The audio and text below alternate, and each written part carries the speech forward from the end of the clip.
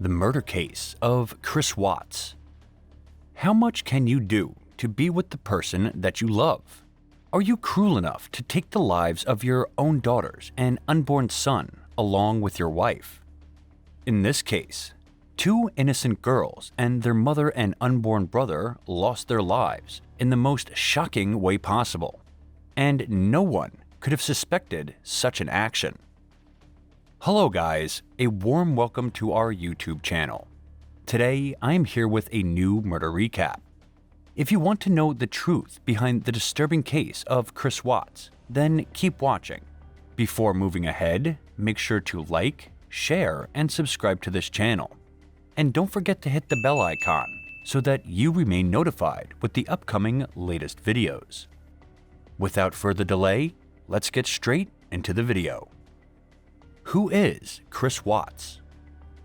Chris Watts infamously pleaded guilty to murdering his pregnant wife and their two young daughters in August 2018. While to the outside world, Chris and Shanann Watts appeared to have a perfect marriage, their relationship suddenly changed in the weeks leading up to the murders, and Shanann had grown suspicious of her husband. According to documents released by the Weld County District Attorney's Office, on August 7, 2018, Shanann texted one of her friends, "Chris told me last night he's scared to death about this third baby, and he's happy with just Bella and Celeste and doesn't want another baby. He has changed. I don't know who he is."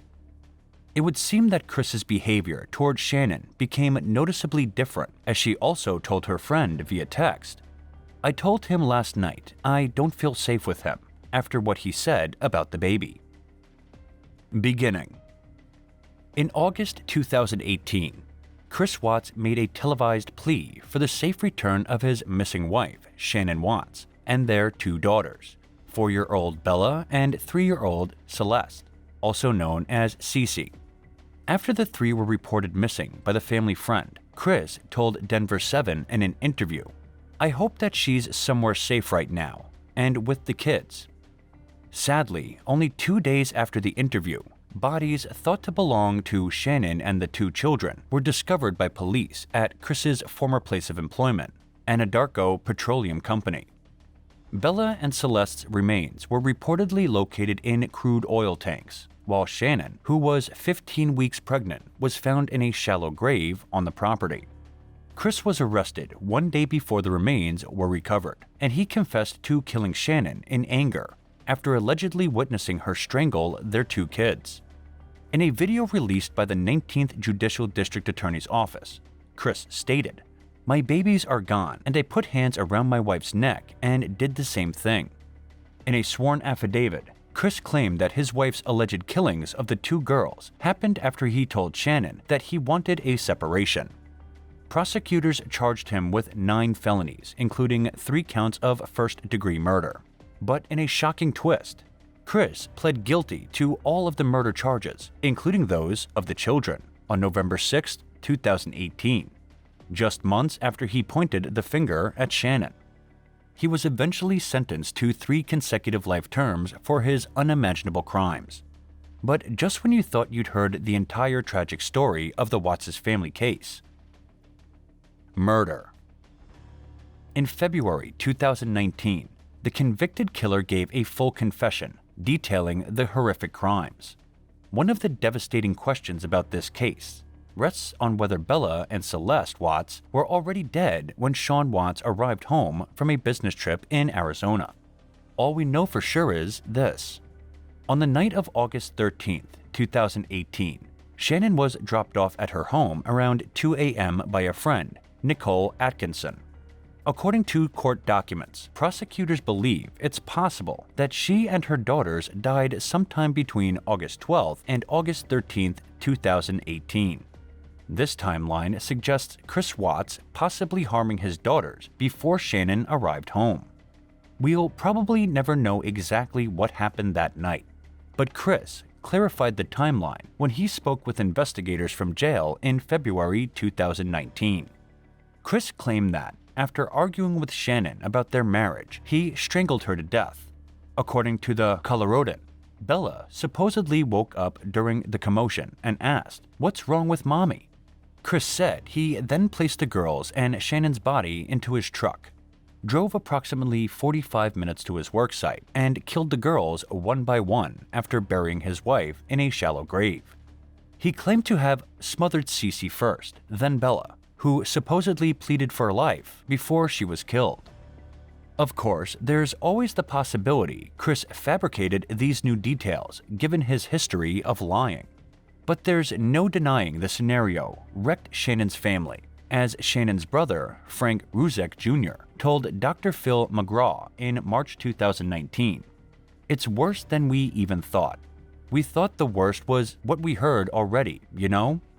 Considering Shanann was 15 weeks pregnant at the time of her death, it's reasonable for people to wonder why Chris wasn't charged with killing his unborn son, who they reportedly were to name Nico. Colorado doesn't have fetal homicide laws in place, which means authorities weren't able to include Nico on its victim list. A total of 38 states recognize unborn children in murder cases, while 8 states, Colorado, Connecticut, Delaware, Iowa, Maine, New Mexico, Oregon, and Wyoming, have laws against harming pregnant women.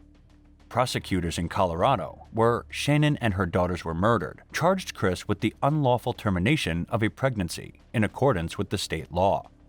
Accordingly, some might argue that charging Chris with an additional death wouldn't affect his punishment, since he's already serving 3 consecutive life sentences in prison, meaning there is no possible chance for parole.